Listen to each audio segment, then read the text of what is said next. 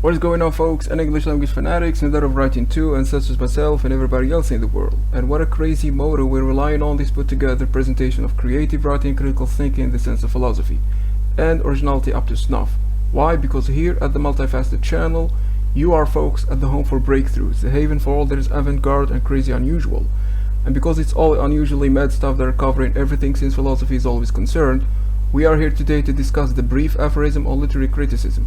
But before we start, I want to be able to thank you dearly for joining this first chapter of the ProbityBLS audio show, Articles Turn Discussions. And it's a series of 11 episodes in which some of the articles' originality written in here I chose to turn into a brief, kind of a detailed talk, more expounded and more clarified. And so without further ado, we salute this term every one of you in the world. Why? Because it is a page or a main universal pattern that scrutinizes with an objective and a subjective style too all that happens around us, especially on the written side, viewers. And for me personally, it's always the subjective side which drags me down to crazy mad admiration of the qualities subjectivity itself can cause or bring.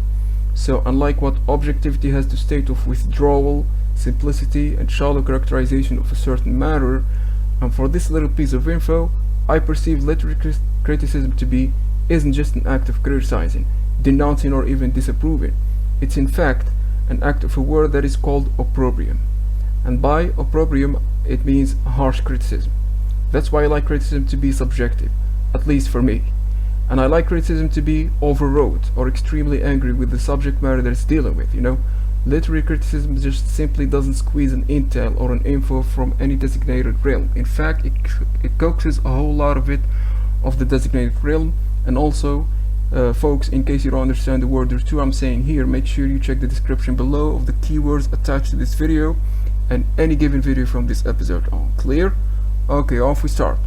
Precisely what you see here, and please always mind the complex language you're going to read, alright, as this is called convoluted sentences, and by that I mean a writing style that denotes the quality of a style and how it's written, and it's just always very twisted, hard to understand and unreasonably long, like this one line here.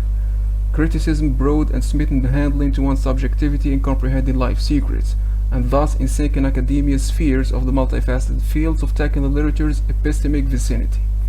It's exactly what's going on in this big boy definition of this draft, and exactly what I've been explaining at the beginning of the video, folks. It's all there is an opprobrium. Subjective to the core and intensive to the core, and most importantly, it's multifaceted, you guys. It's the channel's core definition. And because it's so crazy here in the second part, it's even more profound. Why? Because theories and approaches of all sorts, and of course once conducted and as universal as they are, they gotta come in a certain caliber. Like the psychological aspect here, and how a given nation approaches that side of the story, you know. Either economic or political, for instance, it's critically universal. As you see here, anathematizing or criticizing. Like every aspect is well to be criticized throughout literature. For literature is the weapon of understanding, the interdisciplinary magnum, as I like to call it. I personally call any interdisciplinary acts, I call them magnum, or simply a gun. And that's in breaking down a mentality's mindset that embodies or even personifies what a quality is to be followed, so that that quality is easily nitpicked, or criticized, or even examined by the aphorism of literary criticism. And the more you read this entire section here, it's all in here, anything we're talking about in the video, the core and the essence of the regulations, the critical dynamics of all that is social, it all comes back to one point. Literature does break every point down into manageable segments, and more specifically, the sociological approach, for example, and the way it made evolution through time. As you can read in this very area here, concerns for a country, a nation, and once again, literature was also there to scrutinize the long-term evolutionary roads sociology has undergone, and made literature so far a huge deal of minutiae, and I say minutiae as in very little details. So for what is universal by so far is actually none but little stuff to be easily understood as to why literary criticism has made it true and valid into explaining what we stand for today as humanity. And for example here, also mythological criticism. Google this one out, viewers. It's seriously big thing to tackle, and here for me it's also literary related also. Why? Because individualism has seen a lot of and ruminated or even contemplated a lot throughout time over the universal pattern that is life in general. I mean, the mindset's originality in pondering, or I should say ruminate, through times in accordance with platforms or calibers like religious, psychological, and just all that is conventional, or classical and pretty much old-fashioned for a foundation like humanity and its massive and crazy humongous caliber. It's humanity and its motor, which is literature, or just simply literary criticism. Let's go check this one out too. A genius mindset has corroborated historically through literary additions in brains, manuscripts, books, and certified trustworthy generations of polymaths, who, in favor of literary criticism, it was to be the methodological status literature would attire itself in accordance with the era's heavily focused subjects. A genius polymath could approach and deliver astonishment in the form of an intensive universal interactions. So, in this last section, you guys, I portray or call the individual that knows where they're heading as a polymath.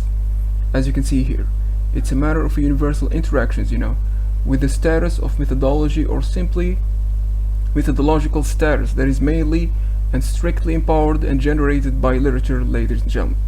It is the attire of clothes of every given era and its zeitgeist, everybody. It's a big word here that has its own episode, folks. You wait for it. As that word which appeals to a lot of qualities and powerful as hell. Like I said, the era, this genius polymath whom he or they in general should be aware of any approach, any hypothesis, or even theories once they are cognitively and behavior-like related to an urgent state of a crucial comprehension. And examples like philosophy, psychology, etc., they should do it too. A literature in the epistemic of grasping or understanding and nailing all that is standardized into whatever given levels humans made themselves, and still philosophically made a good deal of actions and reactions too out of the vessel of literature's most appealing weapon, most powerful magnum, as I said I like to call it, literary criticism. For example, if you check this last sentence here, you'll realize as to why every sense of an end is somewhat crucial to a philosophical standpoint, and that it's not to work whatever that you're doing, unless scrutinized or well examined by the given mindset's originality, which allows subjectivity viewers to reach the maximum or the vantage point of expounding the point being tackled. And then an aphorism, or the final statement as we said before, can be granted and benefited from so exclusively on the long-term availability of credibility and validity of this won aphorism, or triumphed aphorism, and all put together by literary criticism as well. So check it out.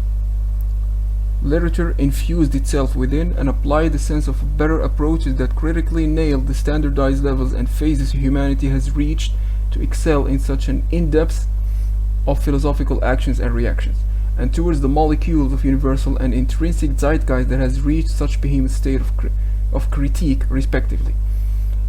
And this very state of critique, and I'm imposing on behemoth because it's universal for me, this whole literary grandeur or caliber of tackling these subjects we've been discussing just now. This point of critique is whatever status of making a criticism on or about something, and that is to add up or increase the grandeur of our discussion. It is always a universal deal, folks. I mean, what a crazy sense of knowledge obtaining we live in today. The crazy sense of breakthrough is everywhere in the world, and into everything we see, breathe, and live in too, you know.